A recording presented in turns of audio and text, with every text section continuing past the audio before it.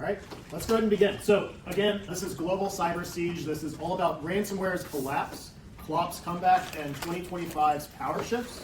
This talk is going to be close to 3 years of ransomware activity, studied, figured out what's going on within the world of ransomware and how that can impact businesses that we all work at.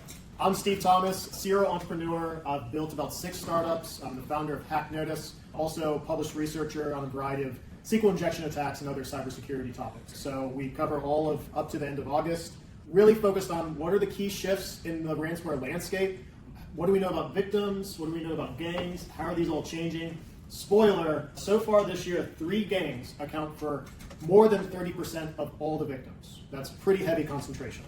All right, background, ransomware 101. If you're brand new to ransomware, ransomware is a type of malware that encrypts your files. Traditionally, ransomware gangs would hold the decryption key for ransom. You would pay and they would give you the key to decrypt your files. This is more of, these days, a way of businesses, cybercrime businesses, extracting money from organizations. It's more of a type of attack. Sometimes you have ransomware gangs that are not only encrypting files, but exfiltrating files. Sometimes you have gangs like Cl0p's that just had so many victims, they didn't even bother to encrypt the files. So ransomware has evolved rapidly into double extortion, triple extortion. Think of it more as an economic model for cybercrime that's rapidly evolving.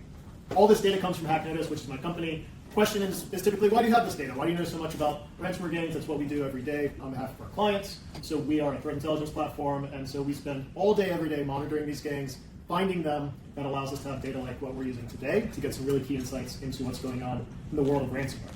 Okay, so we track over 240 ransomware gangs. We looked across close to 3 years, 170 ransomware gangs, including the study. That's close to 15,000 victims. We took every single victim. We categorized them by NAICS industry codes, as well as 7 different geographies. So we're taking a look at ransomware based on who are they breaking into and looking for concentrations. This is industry concentration, this is geography concentration. We looked at gangs and their propensity to go after specific industries and how those changed year over year. We looked at what are the top targeted industries, are there certain gangs that target only very specific industries and regions, and how does all of this affect us? So a lot of trend analysis to figure out what's going on in the world of ransomware.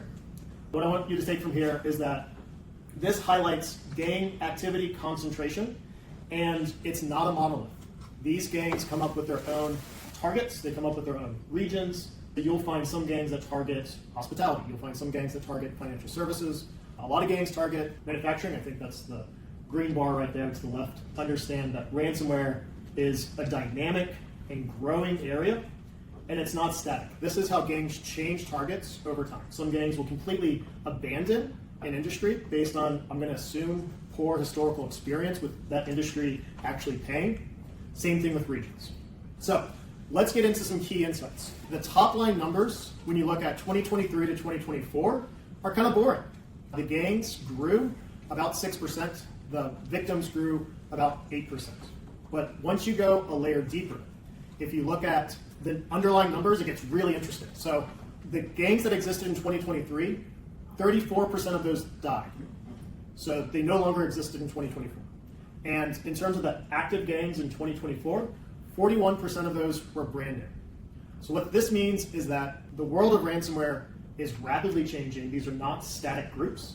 These groups can come out of nowhere.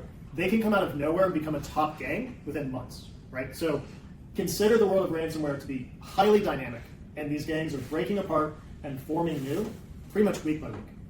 Other key things to note, the gangs that were brand new in 2024 produced more victims per gang. Yeah, go ahead. What's the main motivation for like the groups dying, or like do we think like some of those same groups are just sort of coming back under a new name, or? Sure. So I'll give you examples in the next slide. One gang in particular came back under a new name. Other gangs died off due to Interpol or FBI activity. Other gangs died off due to internal conflict. And I would say it's likely either the gangs are dying off due to internal conflicts, or they're dying off due to being poached by more active and aggressive gangs. And then some of it we just don't know. Like we'll find out if an internal affiliate leaks files, right, which happened with Conti, internal logs were leaked. So we saw a lot of conflict, but for a lot of these gangs, it's just a big question mark. So important to note that like in 2024, the gangs that were created were actually stronger than the gangs that had died off in 2023. the gangs that are brand new in 2025 are on average weaker than the gangs that exist in 2024. These are the gangs that died off from 23 to 24. I'll call your attention to Cl0p's, which was shut down by Interpol, same with Hive. Now, Knight voluntarily shut down, and they're the origins of Ransomware. That's going to be really important because if there's a name you take from this talk, Ransomware pretty much started and ended in 2024, and they became a top gang, or really the top gang, out of nowhere. But it wasn't really out of nowhere. They did come from Knight. They took some of Knight's original ransom code and internal organizational documents. But these are not all small gangs. You see, Malice Locker had over 100 victims, No Escape, and Royal also had over 100 victims. So these are the gangs that popped up in 2024. Draw your attention to Fog, FunkSec. You don't really hear those names anymore, but they were big for a few months in 2024. But really, Ransomware. Ransomware hit over 500 victims in a single year. That's rarely done. So a really aggressive gang that came up out of nowhere. These deaths actually do have an impact on industries and regions. Arvin used to exclusively target the Middle East. They died, which arguably made the region about 200 victims a year safer. Unfortunately, Handala and Malik also exclusively target the Middle East, which made them about 100 victims a year less safe. So on net, about 100 less victims in the Middle East each year due to the gang dying off and the new ones coming up. Handala is a hacktivist group. They're very specifically targeting Israel for political reasons. Cl0p's and Knight, interestingly enough, they used to target only Africa, but of course they shut down. They're the origins of ransomware. Some quick top gangs, and then we're going to go into their tactics, techniques, and procedures. So I want you to understand not just who these gangs are, but how they attack. Top gangs in 24, Lockbit, Ransomware, and PlayNews. Obviously, manufacturing, unfortunately, is the top industry that's targeted. That is a trend that holds very strong. So if you're in manufacturing in North America in particular, you're absolutely the top target. Now, Lockbit, Ransomware, PlayNews, and Akira. All big names, all gangs that are still active, minus Ransomware. What I want you to focus on is they have almost identical TTPs, tactics, techniques, and procedures. They all engage in phishing. They all use CB exploitation.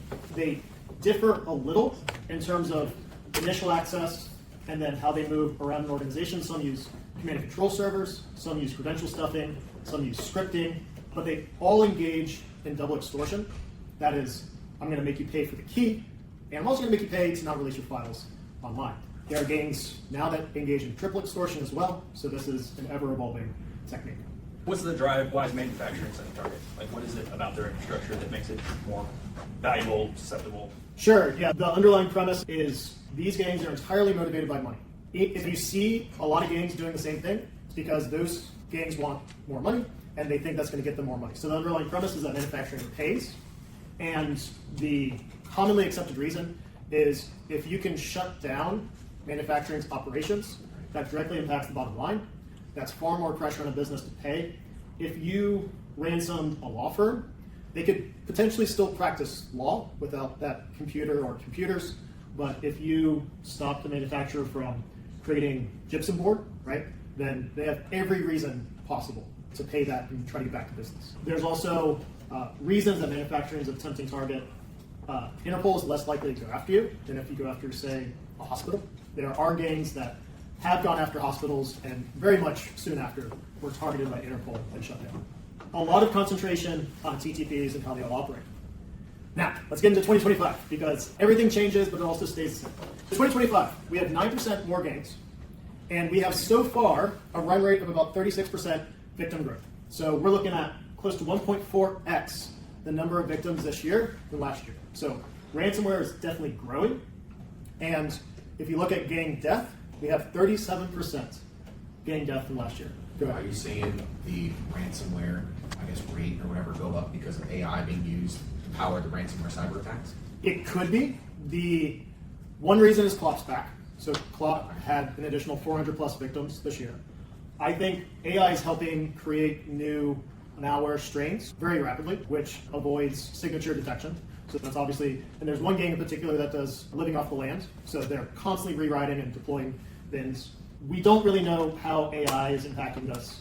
I would say that it's a good guess to say that 40% growth is AI helped. Evil, GPT, and other models are probably helping the gangs be more aggressive. We just don't know yet. But we do see 37% of the gangs have died off from last year.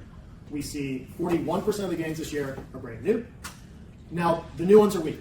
Generally, we're seeing a segmentation in the market. A lot more gangs are popping up. A lot more techniques are being tried.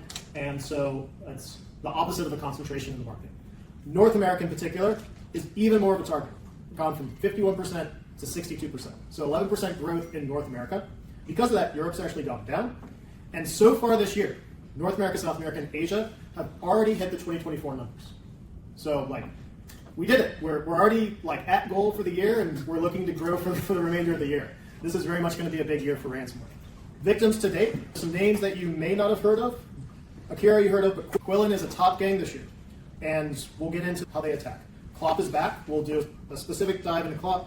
We'll also do a specific dive into manufacturing, just given where we are. We're going to look specifically at that industry. That's not a typo.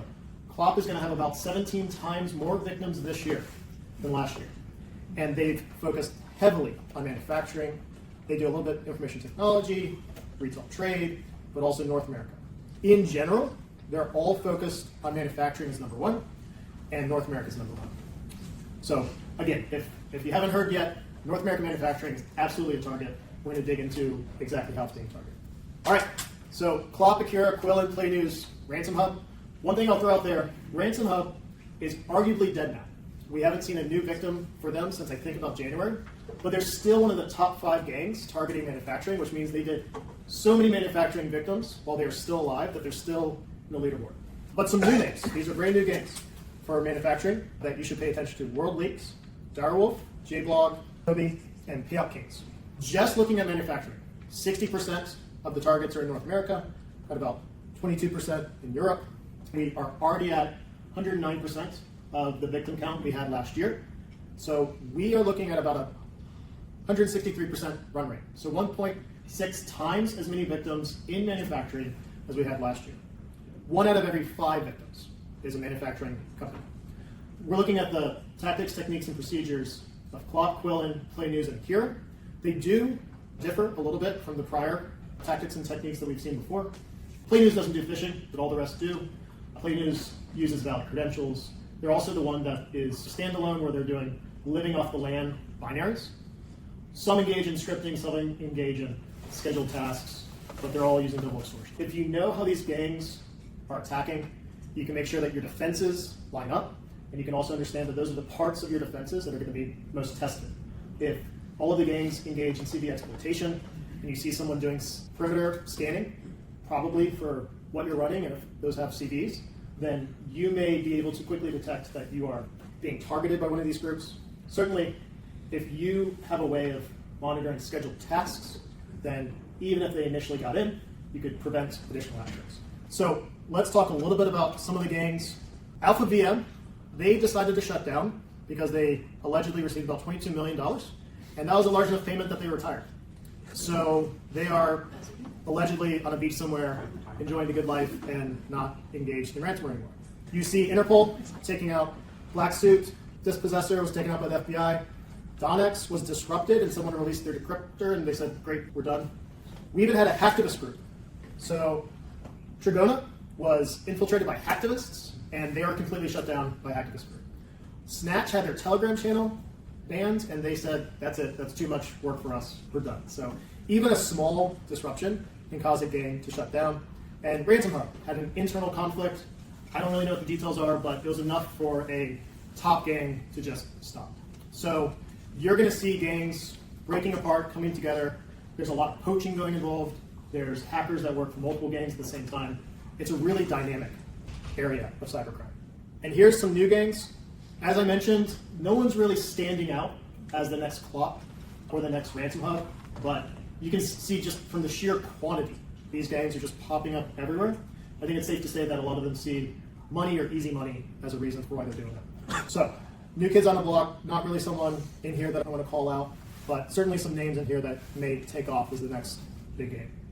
This is important. Only 26 gangs are still alive from 2023. So there's only 26 gangs that have a victim in 2023, 2024, 2025.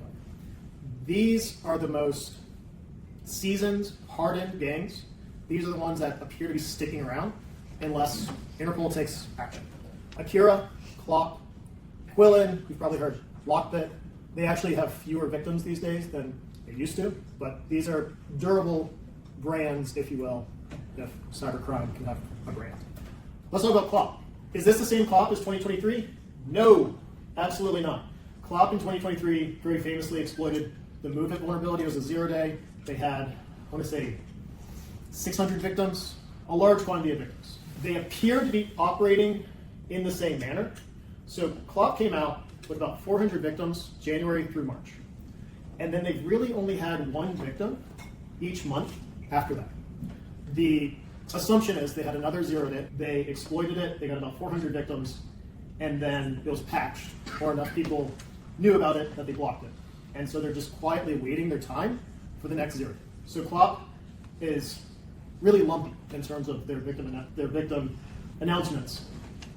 They attacked in an entirely different manner than they did in 23. They had entire industries that they avoided this year. They really did not go after finance companies, healthcare companies. They focused heavily on manufacturing, on trade, oil and gas, and also way more focused on North America. So I, again, don't know why. I'm assuming because North America pays, but also there are some geopolitical reasons that North America is a target, particularly in 2025. So if you were in critical infrastructure, transportation, construction, you are on Cl0p's target list. And continue to be, right? They'll find another 0-day, they'll go after businesses, and we expect them to go after these types of businesses. Key takeaway is that ransomware is exploding, it's growing, 30%, 36% growth year on year is very healthy growth. If this was an industry, that would be a booming industry. But also it's having massive churn, right? Every year about 40% of all the gangs die off, and there's a new 40% taking their place. So again, if we looked at this from an economic viewpoint, if that was happening in retail, that would be massive churn, right? So this is not a static area of cybercrime. New gangs popping up every day. Cl0p is back, but they're arguably waiting. The gangs from 2023 are some of the hardest gangs out there. The new gangs, there's a lot of them. They're not having as much of an impact yet. And we're seeing rapid changes in who these gangs target, with the belief that it's all based on money. And all the top gangs end up copying each other. So they all have very similar tactics and techniques. So if you protect against Cl0p, you're largely protecting against Kira, Quillin, all the others. So when it comes to ransomware, it's not just the volume of victims, but it's the turnover in gangs, it's the market consolidation, and copycat tactics. Defenders should be paying attention to how ransomware is changing and evolving, because what worked a year ago to protect against ransomware very well may not work today. So really fast turnover. Thank you. Let me open it up for questions. Question. Yeah, go ahead. So I do want to ask them, the group Scatters Spider, are they not up there because they don't particularly use ransomware as a first option? Is more data extortion, data extortion? Yes. So there's a few things that make them different. They don't seem to be centrally located, like they're affiliated, but they don't have like a victim shaming site. They're arguably the cause of a lot of breaches, but they're not announcing it. And as far as we can tell, they're not using encrypting ransomware as their attack. They're big into destruction, and so they would fall a little bit outside of that. So we track them, and we actually track other APT groups. But for ransomware in particular, especially the ones that are doing double extortion and naming their victims, those are the ones that we're able to really get some good data on. Okay, so a little bit of background, and this is like all new to me, but I play a mobile online game called Whiteout Survival, which has a chat feature in it, and a lot of the names that you're putting up there, I see all over the state that I play in, and I know in the state there's like 8 whales, and they constantly change their names, they jump different alliances, and it's like what's going on in that mobile game is exactly what you're describing here. So it's like, it's not that we have, I almost feel like it's not there's 40 new gangs, it's the same players who control everything, and they're just, oh, we're going to be calling ourselves this month, we're going to go by this name, and I'm going to work over here with this group, but 2 months from now, I'm going to be over here with this group, and we're going to call ourselves this. Do you see some of that happening? That way you have like the whale, who is the, like, you know, I don't know how many people are in a game. Sure. It could be 5, it could be a dozen, it could be 100, but do you see those whales that just kind of jump from point to point and control things? We certainly see behind each gang, it could be one hacker or it could be thousands. They could be just a group of people that are making money together, or it could be a full like paid holiday HR department type of game. And so we've seen that Conti had someone in charge of HR. They had people that were clocking in 9 to 5. So it really is the Wild West because some of these gangs are highly organized and they're more like organized crime. Others are just people getting together. What you do see is there's not a lot of loyalty, and the gangs are trying to poach hackers from other gangs. Some gangs will hack other gangs and then put up affiliate banners and say, hey, come to us instead. They're like, join this alliance because we're so much better than you. So you are seeing that. You also see hackers work for multiple gangs at the same time. There's probably hundreds of thousands, if not millions of people involved in the cybercrime industry for ransomware in some way. There's people that entirely focus on initial access and sell that access to gangs. They have affiliates, they have outsourced contractors, they have third parties that they buy access from. How do you view and what's your opinion on Steelers playing a role in ransomware? A lot of gangs use valid credentials, and those come from stealers. It's really hard for even the smartest infrastructure to tell the difference between valid credentials being used by a valid worker and valid credentials being used by an inbound, right? By being used by a ransomware gang. So they do it because it works, right? And we see a ton of InfoStealer logs just being passed around in mass, right? Like I think 400 million records last month alone. And so it's cheap or free, it's easy, and I think CVEs are, like if you have a bunch of CVEs, great, Cl0p is happy, they're breaking into hundreds. But if you don't have that, then you use what you do have, which is credentials. Are there any patterns in the origins of these games, like country of origin? Has that changed over the last couple of years? We're getting into that some. We didn't include that in this study, but we're adding that into our analysis, so we should have some good insights into that. The general belief is that for most of, well, anecdotally, most of the top gangs we talk about are Eastern European in nature. There are certain gangs like Cl0p's, where we have a belief that there's Asia Pacific, strong focus there, and also there's a belief that most of the top gangs have some sort of, if not government affiliation, government understanding to operate. But we didn't include it in our study, but it is on our to-do list for future studies. Good? This will be my last question. Oh, what do you think about the recent ban on the EU banning ransomware payments? I know the whole like JLR thing is a little messy because they can't exactly pay it and their cyber insurance ran out and blah, blah, blah. I mean, we've seen statements even from the U.S. that businesses should not pay. I think the ultimate reality is if a manufacturing company is shut down and no longer able to manufacture, you have a choice to either stop existing or pay, and I think that everyone would say you pay, right? You pay, you recover, you get back to business. But even if you pay, there's no guarantee for the encryption key. True, yeah. Most gangs actually try to build up their reputation. So most gangs will actually advertise like, oh, like 100% satisfaction rate. Really? Yeah, like money back guarantee, right? So gangs want you to pay, and they build up that reputation. But you're absolutely right. There's no guarantee that they'll actually decrypt. And there's no guarantee that your infrastructure will come back all the way normal, even if they can decrypt. But with 1.4x growth, we don't see at least a slowdown in payments allegedly, because if people stop paying, they would stop doing this. They would do other things. Gotcha. So from the outputs, we're seeing it's likely everyone's still paying, even Europe. Yeah, that's what I was thinking with like a lot of the things over there, like getting attacked and whatnot. Even though they banned like ransomware payment, I thought like, they would make you like a juicier target because they can't pay and et cetera, et cetera. We're still seeing Europe as a target, even European manufacturing. There's a new one today. For other reasons, the U.S. is very much a target. Yeah. Or North America, but we don't know it's the U.S. Are you saying that more companies who pay the ransom are more likely to be targeted a second or third time versus? We've heard that. We've also seen the same. There's a new trend where the same company will be ransomed by multiple gangs pretty much within a 6-month period. Once they find out. So we are seeing more frequent companies showing up multiple times with multiple gangs being held for ransom. Gotcha. You're showing the changes between 2023 and now, the increase, decrease. In your research, you looked at motivational, you mentioned about nation states, but what about hacktivism? We have seen some very specific examples for hacktivism. We believe that a portion of the U.S. focus is due to political reasons, but you see it most in the Middle East. And the most prevalent ones are very upfront about it. The premise is that all the other ones are doing it for money. Great. Thanks, everyone. I'll be right out there.